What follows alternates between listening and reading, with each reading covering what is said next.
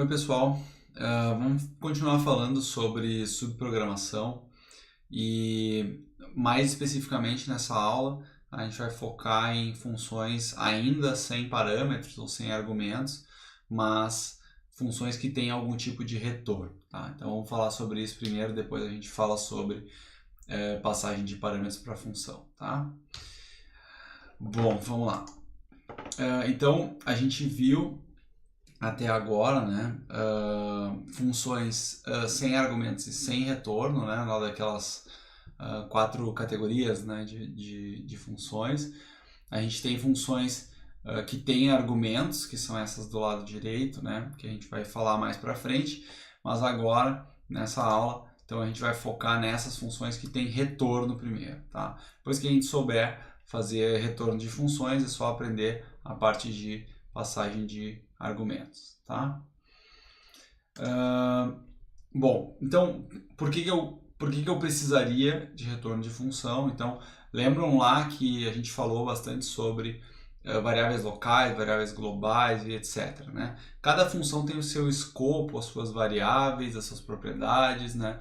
E não raro, né, com alguma frequência, a gente precisa passar informação e receber informação, né? Porque a gente faz uma execução de uma função, em geral, a gente quer que ela execute uma função segundo certos argumentos, ou segundo, ou respeitando certas condições. Então, existe a necessidade de fazer comunicação entre funções, né? Enviar valores ou receber valores de funções. Especificamente falando de retorno de funções, a ideia é que a gente possa receber de volta da função algo que a função processou. Então a função processa lá, faz algum tipo de cálculo ou até mesmo faz algum tipo de operação e daí retorna para o programa principal o valor que ela calculou ou que é resultado daquela operação que ela realizou, tá? Por exemplo, tá? Eu poderia ter uma função que gera um valor aleatório, por exemplo, né? A função rand faz isso, a gente está acostumado com ela, né? Então eu posso ter uma função que gera um valor aleatório e ela retorna esse valor aleatório para o meu programa.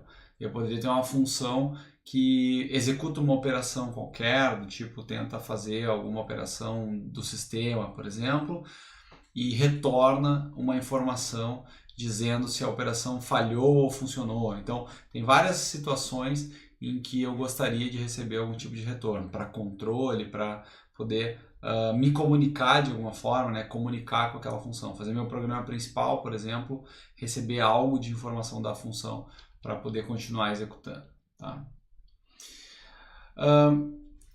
Como é que a gente faz retorno de função? Para fazer retorno de função, a gente vai usar uma palavra reservada da linguagem. Essa palavra é a palavra return. A gente já usou essa palavra, ela já apareceu em vários dos nossos programas, praticamente todos, né? A gente sempre lembra de colocar um return lá no final do main, por exemplo, para indicar que o main retorna algo, certo? Então é esse o objetivo de se colocar essa palavra. Em geral, o main retorna algo do tipo inteiro. Então, geralmente a gente bota o return 0, porque o main retorna um inteiro.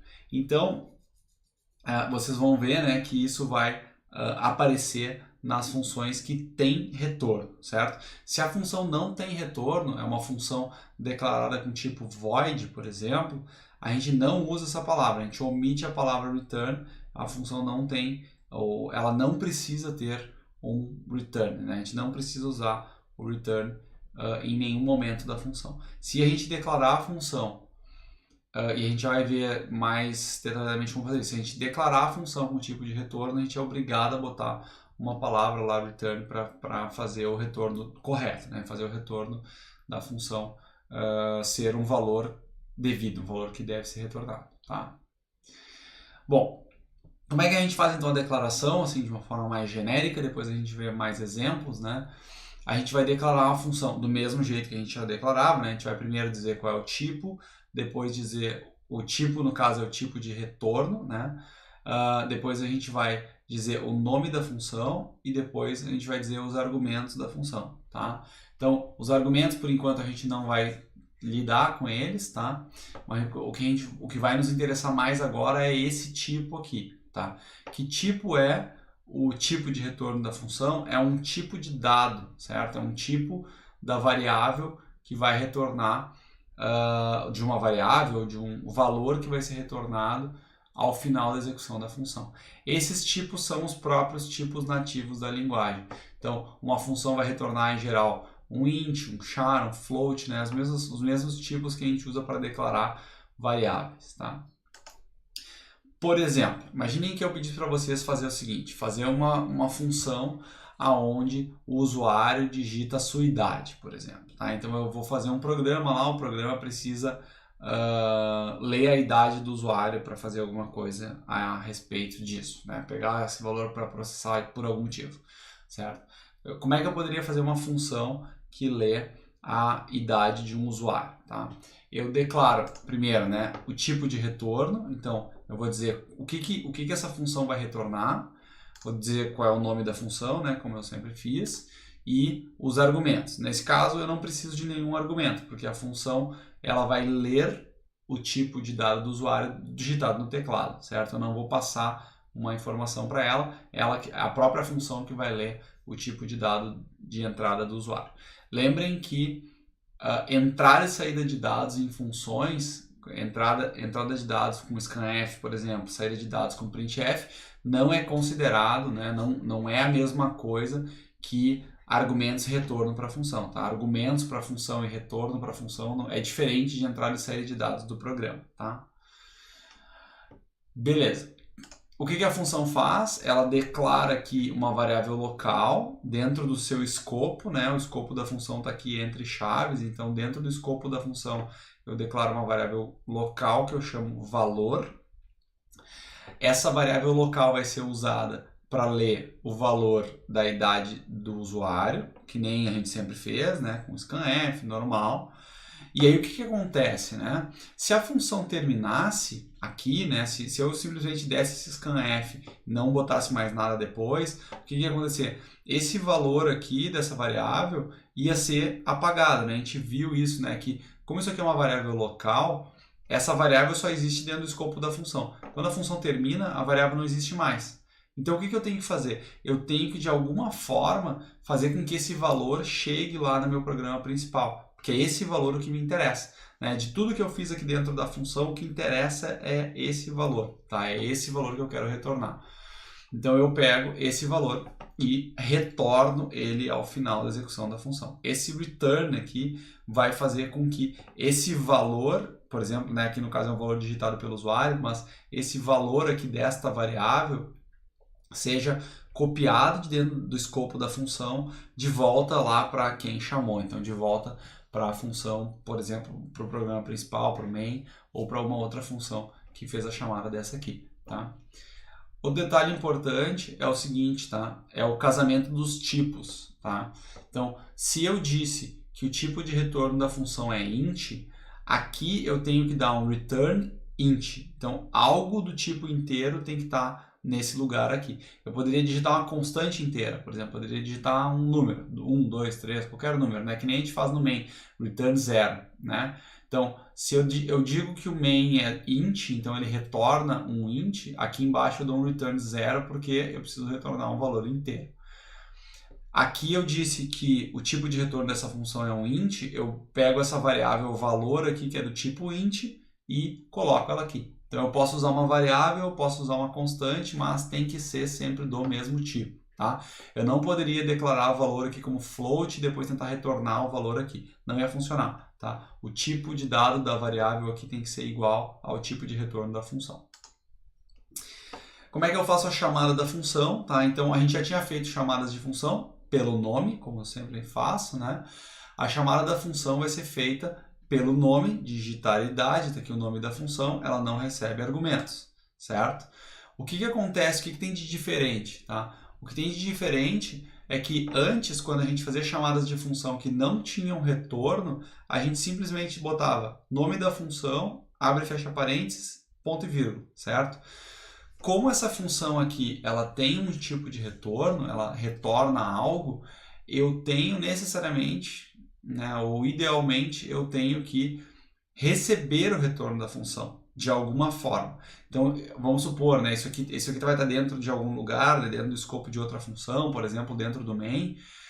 E quando eu fizer essa chamada, quando eu executar esse comando aqui para chamar essa função, transfere-se o escopo, transfere-se o fluxo de execução lá para outra função, né, para a função de digitalidade. Quando voltar naquele return, aquele valor do return vai ser atribuído, por exemplo, aqui no caso, para uma variável que eu estou chamando de idade. Tá? Eu poderia fazer qualquer outra coisa com esse valor. Poderia usar ele num cálculo, poderia usar ele numa estrutura de seleção, poderia usar ele numa estrutura de repetição, poderia usar aonde eu quisesse. Aqui vai retornar um valor numérico inteiro, como se fosse uma constante. Mesma coisa que eu tivesse posto aqui um número, né? Ou que eu tivesse lido, sei lá, numa variável e depois atribuído numa variável. Tanto faz. Esse valor aqui, retornado pela função, vai ser utilizado no programa que chamou a função da forma como eu quiser. Tá? Aqui um exemplo completo. Tá? Então, por exemplo, né, eu poderia fazer um programa que lê, ou melhor, fazer um programa para ler a idade de um usuário, certo? Só que eu vou ler a idade do usuário não dentro do programa principal, mas sim dentro de uma função. Tá? Então, por que eu faria isso? Né? Tem, sei lá, a gente poderia elencar N motivos. Aqui no caso a gente está super simplificando, né, os nossos problemas para exercitar mais a parte de funções, declaração, passagem de... Ainda a gente não viu passagem de argumentos, mas a gente vai ver passagem de argumentos, receber retorno, essas coisas assim. Mas claro que essas funções podem ser muito mais complexas do que isso, né? Por exemplo, tá? Eu poderia fazer uma função que lê a idade de um usuário e garante, por exemplo, verifica se a idade está dentro de um intervalo. Então, vamos supor lá, eu tenho que fazer isso no meu programa, eu tenho que garantir que os usuários que usam o meu programa têm mais do que 18 anos, por exemplo. Tá? Se isso for o caso, eu posso fazer uma função que lê a idade do usuário, verifica se o usuário está dentro do intervalo, dá uma mensagem apropriada, por exemplo, se não tiver, pede para digitar de novo, faz todo tipo de consistência que precisa ser feita em relação à idade do usuário. Então, tudo que tem a ver com a idade do usuário, por exemplo, eu concentro dentro daquela função, digitar idade, vamos supor. E aí, só depois que eu tenho certeza que o usuário digitou uma idade válida, está tudo certo, eu vou lá e retorno o valor da idade para o usuário. Então, lá no meu programa principal, eu não preciso me preocupar com nada disso. Certo? Meu programa principal vai fazer outras coisas, ele vai fazer algo que não tem nada a ver com controlar se a idade está certa ou não está certa, sabe? Então, eu posso usar esse tipo de estratégia aqui para fazer coisas como, por exemplo, né, consistência de dados, etc. Tudo que tem a ver com consistência da idade do usuário eu faço dentro da função que lê a idade. Depois que esse valor for retornado no final aqui, eu tenho certeza aqui no main que a idade está correta dentro do valor esperado. Tá? Beleza. Como é que é o exemplo completo, então? Agora sim, né? Eu vou declarar a função aqui em cima e colocar aqui dentro do escopo da função tudo que eu preciso para fazer a função funcionar. A função está declarada como int, né? Então, significa que ela vai retornar um int aqui no final, né? Como a gente viu. Se essa função retorna um int aqui no final, eu preciso receber esse int na chamada, certo? Então, como é que eu faço a chamada? Aqui eu tenho meu main, por exemplo, eu vou lá, faço a chamada dessa forma, né? Então, eu faço assim, int idade recebe digitar idade. Aqui está tudo junto na declaração da variável, tá? Eu poderia declarar a variável int idade, ou o nome que eu quiser, né? Declaro a variável lá com inteiro do nome que eu quiser. Depois eu faço variável recebe digitar idade. Poderia fazer isso várias vezes, né? Variável recebe digitar idade 3 vezes, sei lá, para 3 usuários, alguma coisa assim. Então, daria para fazer a chamada da função quantas vezes eu quiser, para ler idades diferentes, para ler idades em momentos diferentes do programa, né? Para fazer da forma como eu achar mais apropriado, certo? Então, eu posso usar agora essa função de digitalidade em qualquer lugar do meu programa, inclusive dentro de estruturas de repetição, dentro de estruturas de seleção e etc. Tá? Bom, era só isso sobre funções com retorno, tá?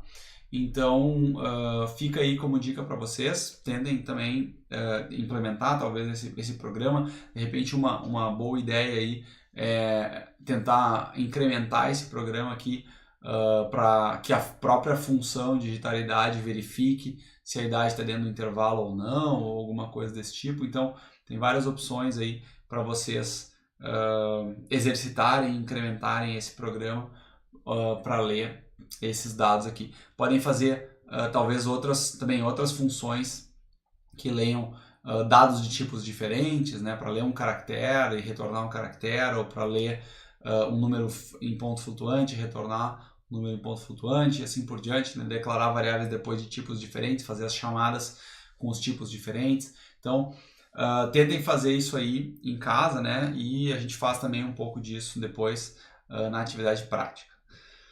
Certo? Ficamos por aqui. Até a próxima aula.